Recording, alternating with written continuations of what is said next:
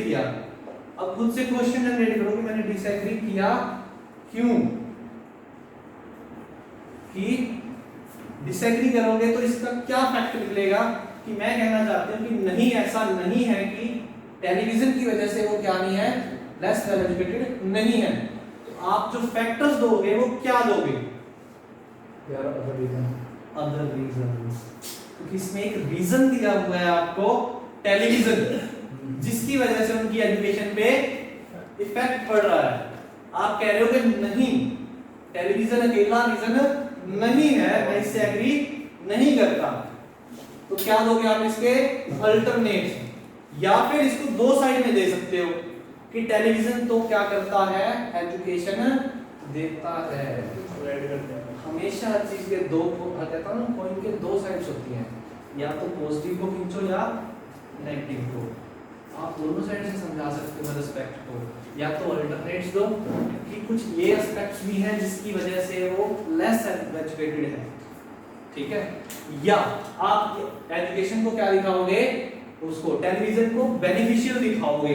इसलिए क्या करोगे, हम अपोज कर रहे हैं उसको कि टेलीविजन तो बेनिफिट देता है बच्चों को। आप कैसे कह सकते हो कि इसकी वजह से लेस वेल एजुकेटेड है। तो ये बात आप कब प्रूव करोगे, अपने रिजल्ट में।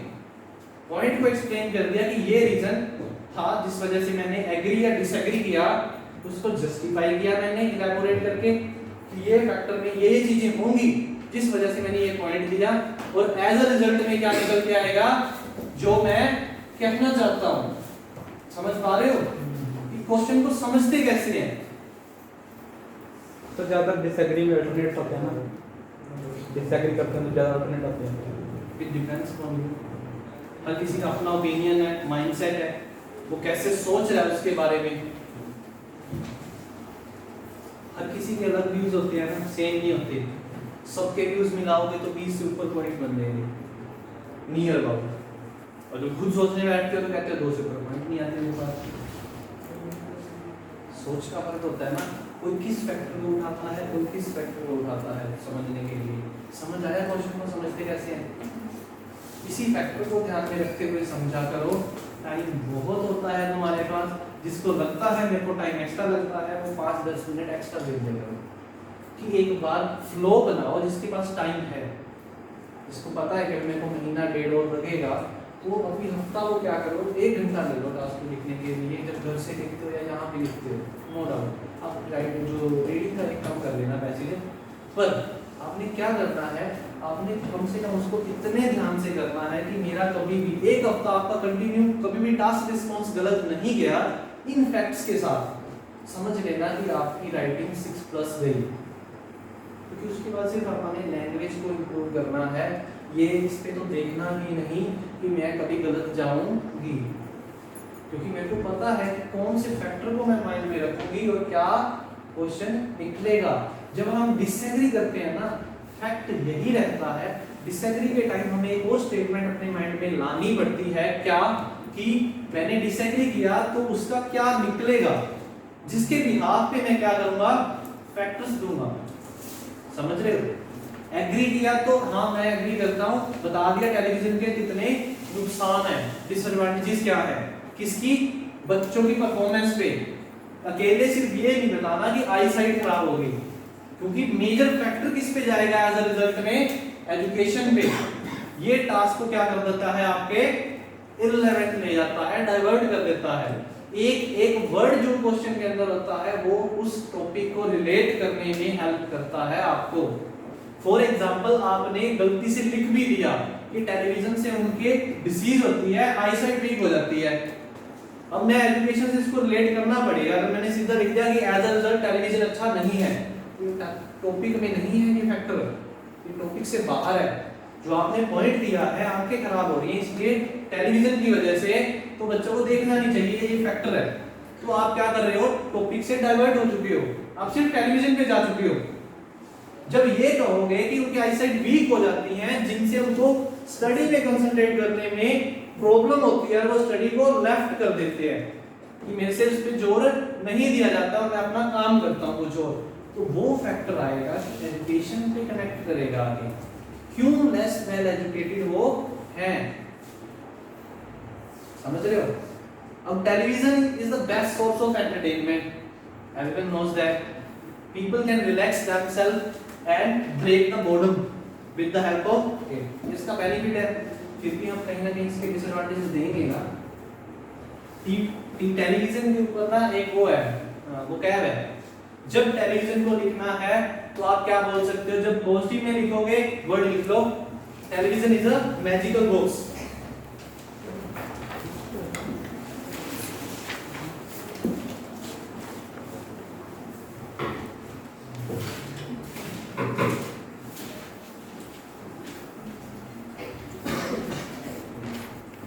Television is a magical box. अगर उसी को नेगेटिव में लिखना है तो क्या लिखोगे, इडियट बॉक्स। जो आपको कोई ना कोई थोड़ा सा अलग दिखाने में हेल्प करेगा कि कुछ अलग लिख रहे हो। बार बार टेलीविजन लिखोगे तो टेलीविजन को क्या कह सकते हो, सिल्वर स्क्रीन भी कह सकते हो, माइक भी। हर एक वर्ड का आपके पास सिनोनिम होना चाहिए ताकि आप रिपीटेशन को क्या कर सको, अवॉइड कर सको। आपकी सिल्वर स्क्रीन, अगर आप वर्ड को भी रिपीट कर रहे हो बार बार, वर्ड छोड़ो, वोकैब को, वर्ब को, कोई भी एक स्पोर्टिव वर्ड को, हर एक चीज को अगर आप किसी एक भी चीज को रिपीट कर रहे हो तो इट मींस कि आप 6.5 से ऊपर उठोगे नहीं। एक लैंग्वेज की कमांड उस बंदे की होती है जिस बंदे को पता होता है कि मैं इस चीज की जगह कुछ और भी लिख सकता हूँ। समझ रहे हो? जब ये चीज होगी देन आप उस चीज को क्या कर सकते हो, इजीली समझ सकते हो, उसको समझा भी सकते हो। पर कभी भी इतना इररिलेवेंट नहीं जाना जिसका आपको मतलब ही ना पता हो। माइंड में 3-4 चीजें क्लियर रखो अगर आपने राइटिंग में अच्छा करना है। उसके अलावा बाहर से अगर कोई भी चीज आएगी तो मैं खड़ा हूँ, आप मेरे से पूछ सकते हो, क्योंकि उसके लिए कुछ भी नहीं आएगी। फर्स्ट थिंग क्या होगी, एक भी वर्ड राइटिंग में ऐसा ना हो, चाहे आपने रटा हो, चाहे वो सही है या गलत है, कि जिसका आपको मतलब नहीं पता। क्योंकि जब प्रूफ रीडिंग करोगे आपको उसका मतलब नहीं पता तो आप गलत भी उसको क्या कर सकते हो, यूज कर सकते हो। और उस एक वर्ड के गलत होने से क्या होगा, पूरा टास्क गलत हो जाएगा। पहली चीज माइंड में। दूसरी चीज, जब भी क्वेश्चन को समझोगे तो क्वेश्चन का क्या होना चाहिए, कि टास्क को समझना कैसे है, ब्रेकेज कर करके। पहली एक स्टेटमेंट है, इससे कोई क्वेश्चन नहीं राइज हुआ, हमें पता लग गया, कोई क्वेश्चन नहीं आया ना, क्योंकि तो जहां वो क्वेश्चन राइज करेगा वो क्वेश्चन मार्क लगा देगा। Is it? Second statement, third statement, firstly इनका मतलब ये निकला। हम उससे कंक्लूजन निकाल लेते हैं कि हाँ ये टेलीविजन की वजह से कह रहा है बच्चे कम पढ़े लिखे हैं। अब जब मैंने कह दिया कि 3 वर्ड में मैंने समझ लिया ना कि टेलीविजन की वजह से क्या है, बच्चे कम पढ़े लिखे हैं आजकल, क्योंकि उस पर ज्यादा टाइम स्पेंड करते हैं। अब एग्री डिसएग्री किस वजह से करना है मैंने, कि हाँ अगर एग्री करूंगा तो हाँ लेस वेल एजुकेटेड है, रीजन क्या है, टेलीविजन। डिसएग्री कर दिया तो नहीं, टेलीविजन इसका रीजन नहीं है। और क्यों नहीं है, क्योंकि इसके और दूसरे रीजंस हैं, एज वेल एज इसके टेलीविजन के तो बेनिफिट है। अब दोनों में से कौन सी साइड जाके आप समझाना चाहते हो, जिस पे कंटेंट ज्यादा है आपका, समझ रहे हो? और ज्यादा मेजर किस पे रहेगा, टेलीविजन के बेनिफिट देने में, क्योंकि टेलीविजन का ही टॉपिक है। आप टॉपिक को भी ना कहीं डाइवर्ट कर दो, केवल एग्जामिनर कहेगा टॉपिक तो इस चीज का था, लिख कुछ हो रहा है। मैंने बता दिया कि दोनों ही सही है, गलत नहीं है, पर आपके लिए मैच्योरिटी के साथ जाना हमेशा टॉपिक में क्या रहेगा, जिसके बारे में बात हुई हो। हम इसको अपोज क्यों करेंगे कि क्यों नहीं है लेस एजुकेटेड, क्योंकि टेलीविजन से सीखने को बहुत कुछ मिलता है। How can people say that कि उसकी एजुकेशन पे इफेक्ट पड़ रहा है। हर एक जो मेरी लाइन कही हुई है ना, ये क्वेश्चन को आपको समझने में एक पूरा डेप्थ में समझाएगी, और उससे जो कंटेंट निकल के आएगा ना, आपके पास कभी भी शॉर्टेज नहीं रहेगी किसकी, आइडियाज की। क्लियर? Yes sir.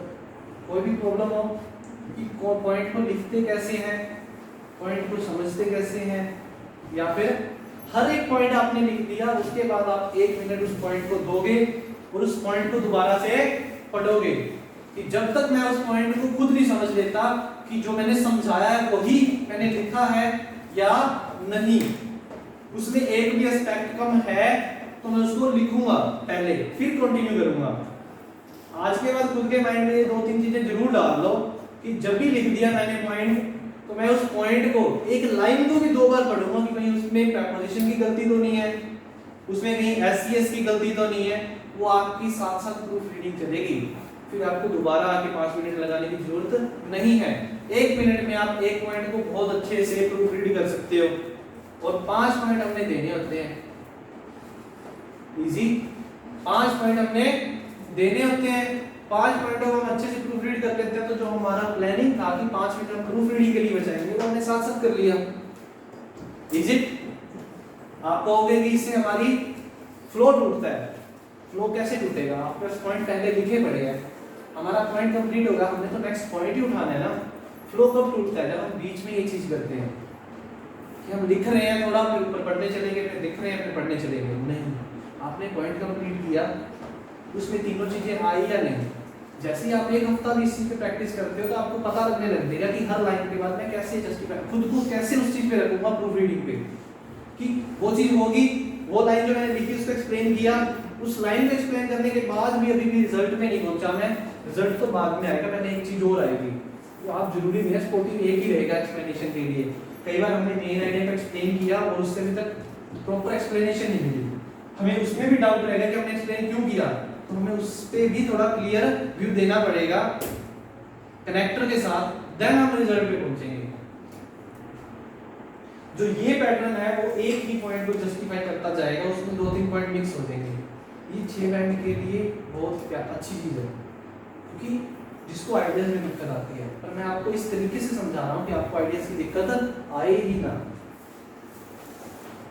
अब थोड़ा बहुत तो आप खुद के माइंड और इंटेलेक्ट पे भी रखोगे ना कि मैं सोचना क्या है, किस तरीके से।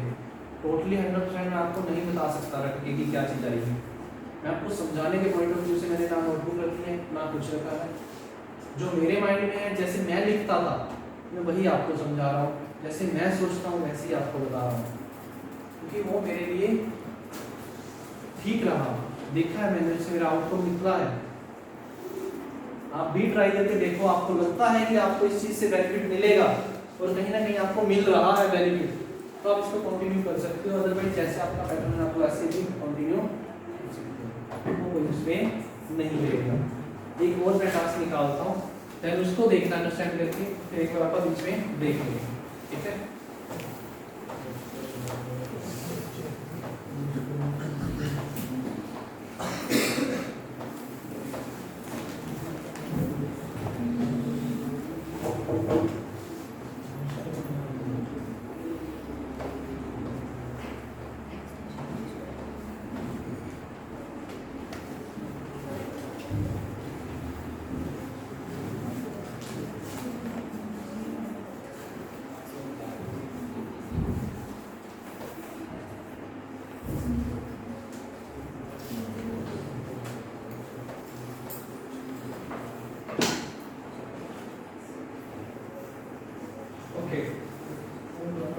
First read the question. अरे एस्पेक्ट को, हर एक वर्ड को समझना, इसका मतलब ना पता हो मतलब पूछना पहले, क्योंकि बिना वर्ड के आप समझ ही नहीं पाओगे। और सेंस बनाना है, कहने को बिना उसी वर्ड के मतलब के बिना सेंस बना के दिखाना।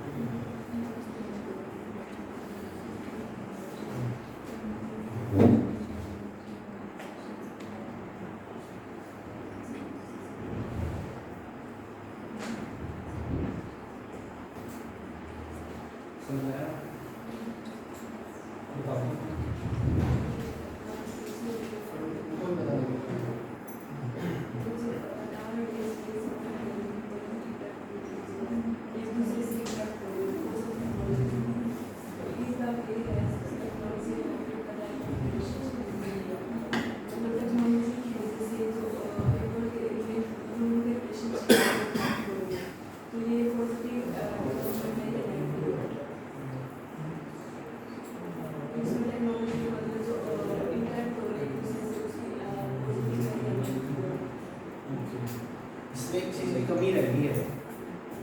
एनीवन? किस तरीके से अफेक्ट कर रही है ओके, अभी इसमें ये बोले कि जो टेक्नोलॉजी की वजह से वे ऑफ इंटरेक्शन तक चेंज हो गया है। इस वजह से क्या है in what ways technology affected, इस वजह से जो टेक्नोलॉजी को कैसे रियलिटी नहीं सर, इसमें रियलिटी नहीं शो मतलब उसके अपन positive negative जैसे क्या चीज़ें हैं? सोशल मीडिया में बनता है सोशल मीडिया पे कुछ और होता है सर और रियलिटी में कुछ और होता है, उससे सर रिलेशनशिप पर इफेक्ट होता है।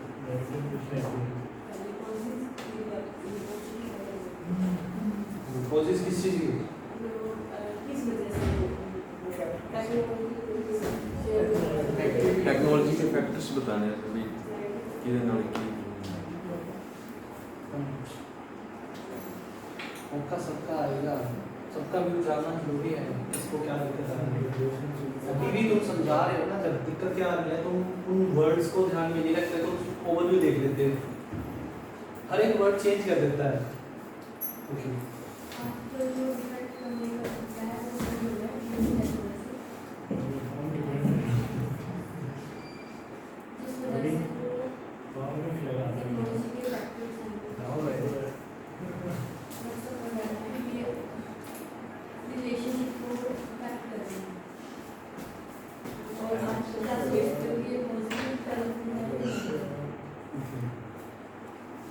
अब इसमें क्या चीज है? सबसे पहले एक ओवरव्यू दिया गया आपको, समझ पा रहे हो कि nowadays the way of many people, कि आजकल वे ऑफ तरीके, ज्यादातर लोगों के तरीके क्या हो गए हैं, बदल चुके हैं। किस चीज से रिलेटेड? इंटरेक्ट। इंटरेक्ट क्या होता है? आपस में मिलने जुलने की बात करता है वो, कि कैसे वो आपस में कम्युनिकेट करते हैं, कैसे वो मिलते हैं, समझ रहे हो? वो चीज क्या हो चुकी है? चेंज हो चुकी है। Other has changed because of technology. अब बिकॉज ऑफ की जगह हम सिनोनिम क्या लगा सकते थे? और कुछ जनों को लगता है ना कि मैं बिकॉज जब सेंटेंस के साथ लगा रहा हूं और उसके साथ ऑफ लगा देते हो तो समझ लेना कि तुम्हारा सारा सेंटेंस क्या हो गया? गलत। बिकॉज का मतलब अलग है और बिकॉज ऑफ का मतलब अलग है। इस चीज पे भी ध्यान रखा करो। अगर ये आप प्रूफ रीडिंग करते हो तो आपको समझ आ जाएगी। बिकॉज ऑफ का मतलब होता है किसकी वजह से, ड्यू टू दिस, और क्योंकि होता है उसमें क्योंकि ये है, वो हम एक्सप्लेनेशन रीजन के लिए लगाते हैं। यहाँ ड्यू टू में फैक्टर आता है, समझ रहे हो? डिफरेंस होता है। कुछ जनों को बहुत अच्छे से पता है चीजों का, बट हम बहुत से ऐसे भी हैं जो सिली मिस्टेक्स करते हैं और पूरा सेंटेंस आपका गलत हो जाता है। ये हो गया हमारा कि आजकल ये हो रहा है।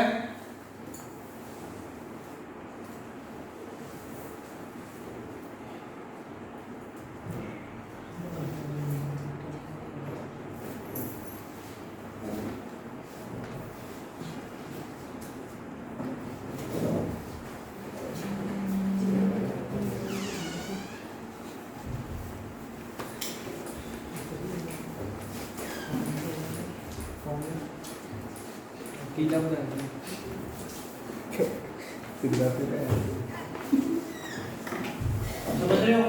अब क्या कह रहा है कि टेक्नोलॉजी से फर्क पड़ रहा है। In what ways, in what ways has technology affected the type of relationship people make.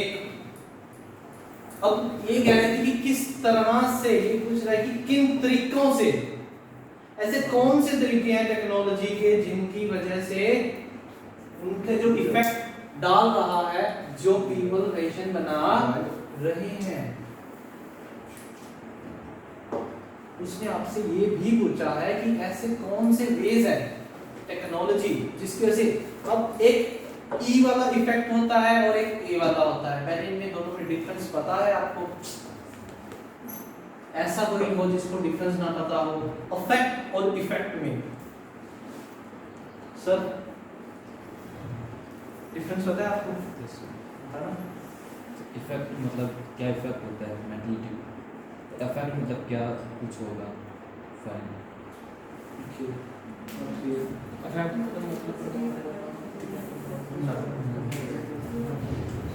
जैसे ये वाला यूज जो होता है फैक्टर होता है या और ये वाला होता है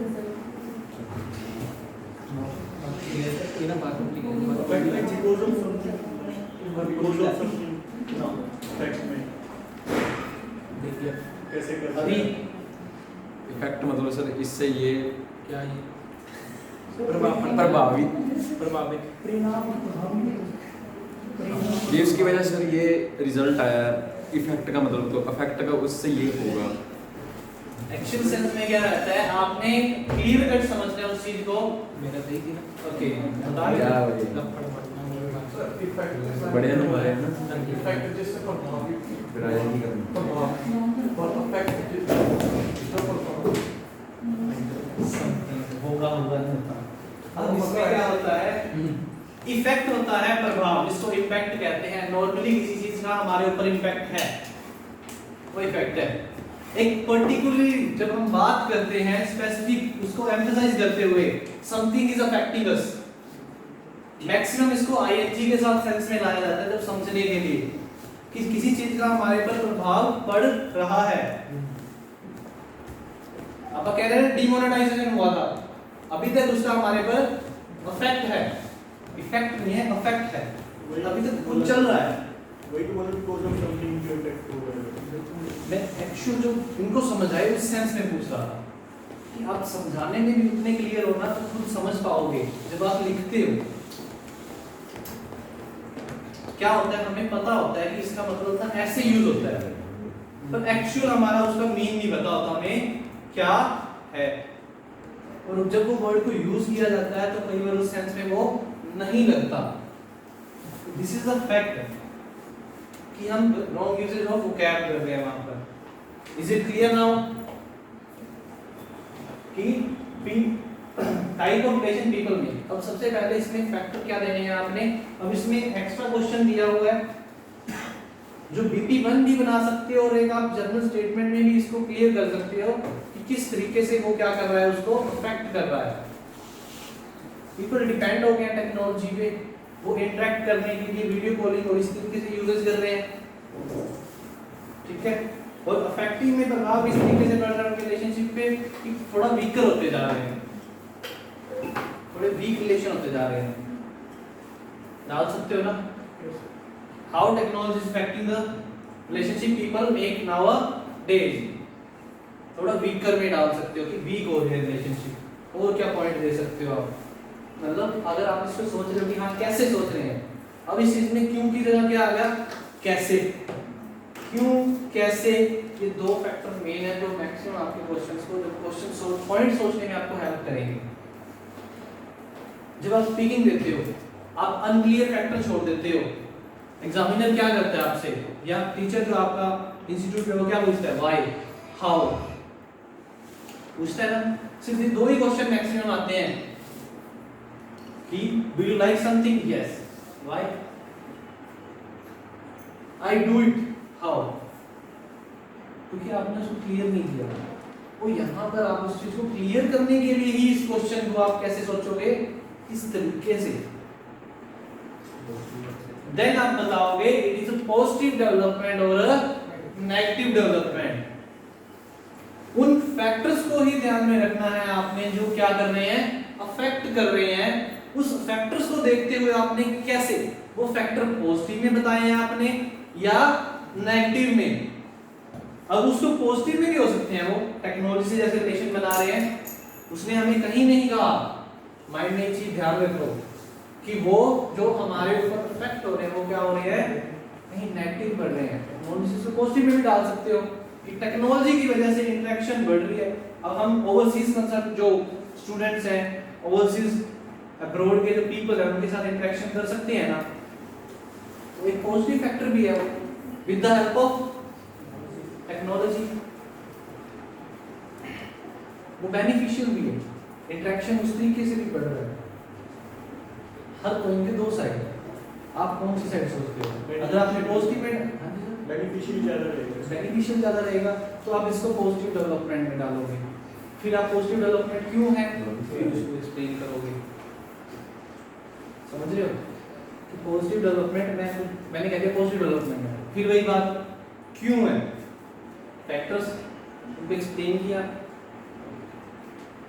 अब कोई किसी को भी दिक्कत आए टॉपिक समझने में, एनिमल थोड़ा सा मैं ब्रेक के बाद या तो स्पीकिंग में आपकी या मैं थोड़ा सा और एग्जाम्पल दे जाऊंगा। थोड़ा जनरल स्टेटमेंट में दिक्कत आती है टॉपिक स्टार्ट करने में बच्चों को, तो मैं आपको 2-3 तरीके बताऊंगा। अगर आपके पास अच्छी जनरल स्टेटमेंट नहीं आ रही तो आप उस तरीके को यूज करते हुए क्या कर सकते हो, बहुत इजी सेंस में अपनी जनरल स्टेटमेंट बहुत जल्दी तैयार कर सकते हैं, जिसको बुकलाइन कहते हैं। समझ रहे हो? और वो बात मैं इजी सी बताऊंगा जिससे आपका वो चीज क्लियर हो जाए क्या कि मैंने इंट्रो में कभी गलती नहीं करनी, क्योंकि थीसिस गलत टॉपिक फिर से क्या हो गया सारा, क्योंकि हर एस्पेक्ट इसमें उतना ही इंपॉर्टेंट है जितना आप एक वर्ड लिखते हो। मतलब आपने 270 वर्ड लिखे हैं तो 270 वर्ड से रिलेट करने चाहिए, एक भी वर्ड गलत इट मींस टॉपिक डाइवर्ट। ये एक्यूरेसी लैंग्वेज की चेक होती है। आपको लगता है कि कोई नहीं इतना चल जाएगा, इतना भी चल जाएगा, तो गलत हो जाएगा, क्योंकि वो सेंस माइंड में क्या है, कंफ्यूजन क्रिएट करता है, ये इस साइड है या इस साइड है। उस चीज को क्लियर करने के लिए वन साइड का व्यू अच्छा है। ओके, ब्रेक है अब आपकी हाथ में आती, देन कंटिन्यू करते हैं, लेट नहीं करना।